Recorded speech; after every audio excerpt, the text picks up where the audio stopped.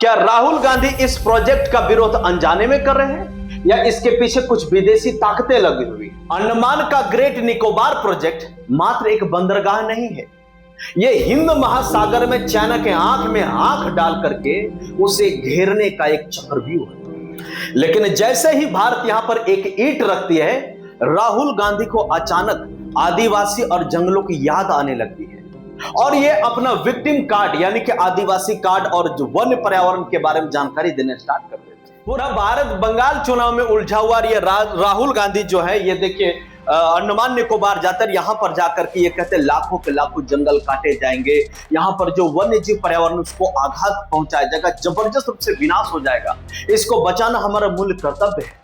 लेकिन ये जो कहानी जो इन्होंने स्टार्ट किया है, ये 1975 से कहानी स्टार्ट हुई थी, यह अंडमान निकोबार प्रोजेक्ट वाला, और अभी साल 2026 है, आज तक इस प्रोजेक्ट पर काम क्यों नहीं किया गया? आज तक इस प्रोजेक्ट के ऊपर किसी ने, यूपीए सरकार ने किसी ने जहमत क्यों नहीं उठाया? जबकि इसी बीच में चाइना हम्बन टोटा बंदरगाह बना लेता है। चाइना जो है पाकिस्तान को मना कर बहला फुसला करके और ग्वादर बंदरगाह बना लेता है। वहां पर कोई दिक्कत नहीं था, वहां पर जंगल की कटाई नहीं हुई है, वहां पर आदिवासी का शोषण नहीं हुआ है। अमेरिका जो चारों तरफ से ये इतना प्रोजेक्ट करता है उसके लिए कोई दिक्कत नहीं है। लेकिन भारत अगर एक प्रोजेक्ट अगर चाइना को घेरने के लिए काम कर रहा है तो राहुल गांधी जी को प्रॉब्लम होने लगा है बहुत जबरदस्त। साथियों, आज दूध का दूध और पानी का पानी करेंगे कि किस प्रकार से ये जो प्रोजेक्ट है इसके इतिहास रहा और इस इतिहास में किस प्रकार से यूपीए सरकार की गड़बड़ी। साथियों, इस प्रोजेक्ट का स्टार्ट 1975 में हो गया था, जहां पर रणनीतिक विशेषज्ञों ने यह कहा था कि अगर चाइना को और पाकिस्तान को और अन्य भी जो पड़ोसी मुल्क है इन लोगों के ऊपर अगर नजर रखना है तो अंडमान निकोबार में एक सैन्य अड्डा होना चाहिए, एक बंदरगाह होना चाहिए, जहां पर आने जाने वाले सभी जहाजों पर कड़ी नजर रखा जा सके। लेकिन समय आता है 2004 से लेकर 2014 के बीच में, यूपीए की सरकार इस पर कोई संज्ञान नहीं लेती, ढील सिला वाला काम करती है और शांत रहती है। इस बीच में चाइना बहुत कुछ कर लेता है। फिर आता है मोदी सरकार। मोदी सरकार यानी 2014 में आ जाती है, 2015 में नीति आयोग की पहल हुई और यहां पर 19 के बीच में 2015 में इस प्रोजेक्ट को लॉन्च कर दिया गया। यानी इसे कहा गया कि भारत सुरक्षा और व्यापार की नीति पर यहां पर एक प्रोजेक्ट बनाएगा। इस पर माने कि एक पहल किया गया, मंजूरी मिलना 2021 से लेकर 2022 के बीच में इसमें मंजूरी मिला। पर्यावरण मंत्रालय ने इस प्रोजेक्ट के लिए मंजूरी दे दिया। आप समझ पा रहे हैं, पर्यावरण मंत्रालय ने इस प्रोजेक्ट पर मंजूरी दे दिया। पर्यावरण और वन मंत्रालय ने लगभग 72,000 करोड़, जो भी शायद 81,000 करोड़ है, इस प्रोजेक्ट को अंतिम मंजूरी दे दिया कि इतना से आप बनाइए और कोई दिक्कत नहीं। ये 2022 की घटना है। उसके बाद अभी का हाल क्या? अब निर्माण कार्य तेजी पर चल रहा है और तभी अचानक से विरोध तेज हो गया, क्योंकि यहां पर जो है एक प्रोजेक्ट बनने वाला था कि राहुल गांधी जाते हैं, एक वीडियो शूट करते हैं, ट्विटर में आकर डालते हैं और बढ़िया से इसका विरोध होना स्टार्ट हो जाता है। तो राहुल गांधी अगर कह क्या रहे हैं, एक विस्तार से देखते हैं। राहुल गांधी के विरोध का आधार की अगर बात करें तो पर्यावरण और जनजातियों के खिलाफ ही इन्होंने यह अपराध बताया है। उनका तर्क है कि इससे लाखों पेड़ काटे जाएंगे और आदिवासियों के जो अस्तित्व खतरा में आ जाएगा। अगर बात करें नुकसान की तो वन्य जीव जो यहां पर है करीब 9.5 लाख पेड़ों के कटने का अनुमान है। यह क्षेत्र बायोडायवर्सिटी का हॉटस्पॉट रहा है। अगर बात करें यहाँ का स्पेशल कछुओं का, जिसको हम लोग लेदर बैक कछुआ कहते हैं, जो कि आपको ये रहा है, यहाँ पर प्रजनन क्षमता यहाँ पर लोग बहुत ज्यादा है, बहुत ज्यादा यहाँ पर आपका लेदर बैक कछुआ पाया जाता है, जिन पर असर पड़ेगा, नो डाउट कि आपको पड़ेगा ही। उसके बाद यहाँ के जो आदिवासी, जो निकोबारी जो आदिवासी हैं और साथ साथ में सोमपेन और निकोबारी आदिवासी, इनके आवास इनका ज्यादा दिक्कत हो जाएगा। लेकिन राहुल गांधी साहब एक बात बताइए, ये आदिवासी कब तक ये लोग जंगलों पहाड़ में छुपे रहेंगे, यहाँ काम करेंगे, उसी तरह जर्जर की जिंदगी जिएंगे? क्या इन लोग का अधिकार नहीं कि जबरदस्त एक नौकरी पाए, अपने चकाचौंध जिंदगी को जिए? ये विरासत के नाम पर ठगी जो कर रहे हैं, ये क्या स्थिति है? आज का दुनिया ऐसा है, अगर आदिवासियों के ऊपर सरकार का हाथ हट जाएगा तो इन आदिवासियों के ऊपर कंट्रोल कोई दूसरा देश कर लेगा। ये बात समझ में नहीं आ रहा है। ये चाइना मोहब्बत के कारण ये सब खेल खेला जा रहा है। इस प्रोजेक्ट के माध्यम से भारत जो 75% ट्रांसशिपमेंट कार्गो विदेशी पोर्ट्स यानी कि कोलंबो, सिंगापुर से होकर के जो गुजरता है उस पर ध्यान रख पाएगा, और वहां से ये व्यापार में किसको फायदा होगा? इस पोर्ट से भारत को अरबों रुपए की बचत होगी, अरबों रुपए की बचत होगी। यानी जो पुराना जो रास्ता था आपका मलक्का जल डमरू स्थल, वहां से नहीं बल्कि अंडमान निकोबार से डायरेक्ट होकर गुजरेगी, और इसका स्थिति ऐसा रहेगा, ये आपका मलक्का जल डमरू स्थल है।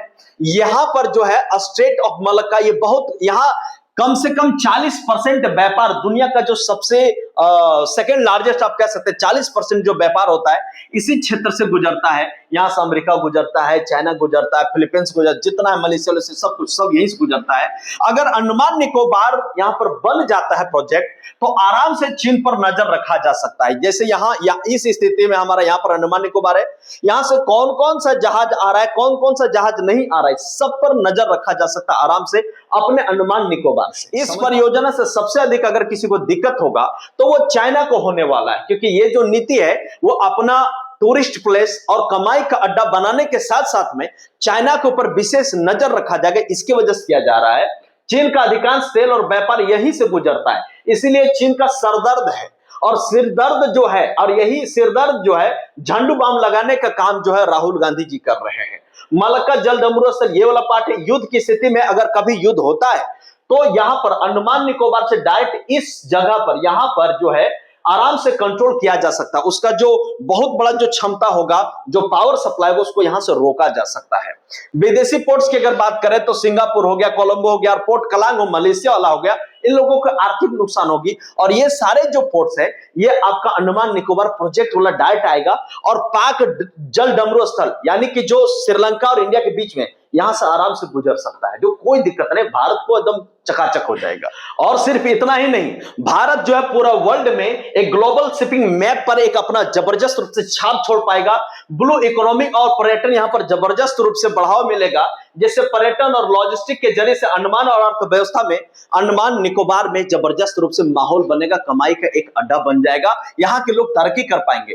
रोजगार और आर्थिक विकास की बात करें तो 81,000 करोड़ का ये प्रोजेक्ट है, हजारों नौकरी यहां पर लोगों को मिलेगा। हिंद महासागर में भारत का दबदबा होगा, और वहां पर चाइना को रोका जा सकता है, टोका जा सकता है, उसके जो आडंबर है उसको हटाया जा सकता है। और राहुल गांधी जो कह रहे कि पर्यावरण जो खराब हो जाएगा, यहां स्थिति बिगड़ जाएगी। यूपीए सरकार में भी बहुत सारा प्रोजेक्ट हुआ जहां पर इस प्रकार की स्थिति बनी थी, जहां पर जंगलों कटाई हुआ था।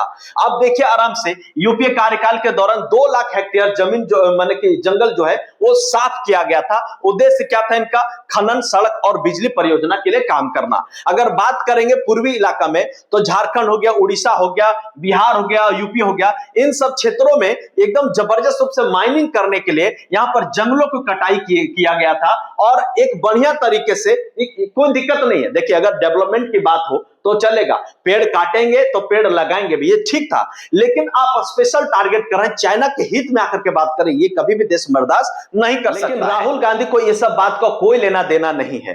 दरअसल राहुल गांधी का जो प्रेम है वो चाइना के प्रति बहुत ज्यादा रहा है।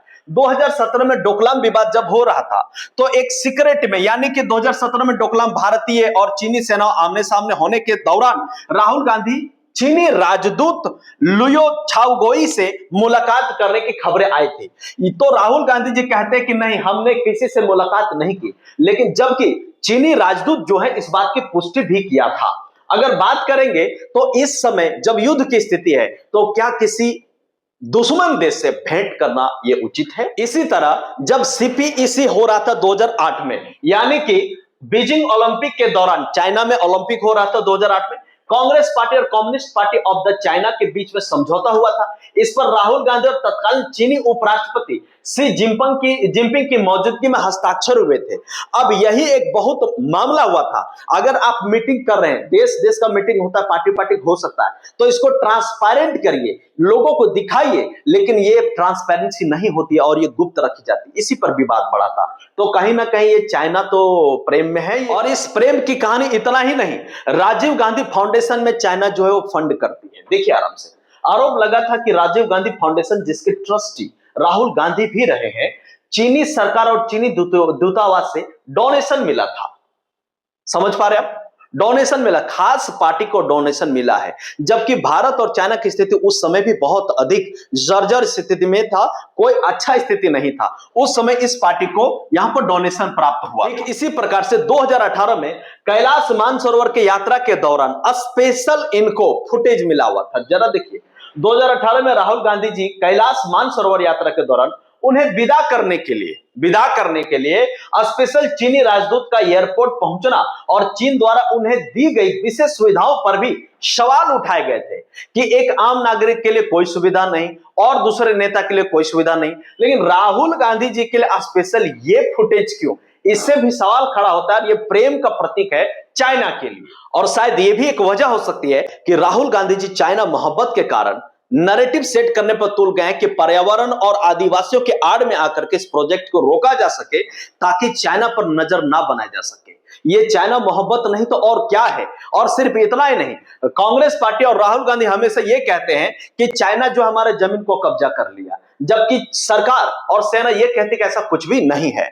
अगर मेक इन इंडिया की बात करें, जहां पर भारत उसको टक्कर देने का काम करता है चाइना को, वहीं पर हमेशा मैन्युफैक्चरिंग की आलोचना करते हैं कांग्रेस पार्टी। तो क्या यह हितों का टकराव नहीं है?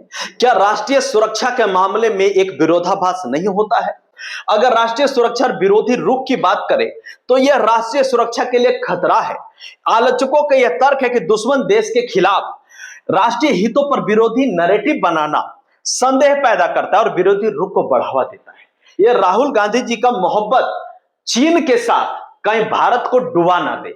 और आगे चल करके आप ये देखिएगा कि राहुल गांधी और कांग्रेस पार्टी मिलकर के किस प्रकार से इस प्रोजेक्ट को एक राष्ट्र सर्वोपरि मामले के रूप में खड़ा करेंगे, देशभक्ति का पुरजोर समर्थन करेंगे और जबरदस्त रूप से अपने सेल का इस्तेमाल करके और पूरा भारत में हाहाकार मचाएंगे, जैसे कि कितना बड़ा ये कांड होने वाला है। आई होप कि आपको ये सब कुछ समझ में आ गया है। फिर भी राष्ट्र के मामले में आपसे एक सवाल है, क्या राष्ट्र हित में इस प्रकार से पर्यावरण या आदिवासी को बीच में ला करके आडंबर बनना कहां तक जायज है?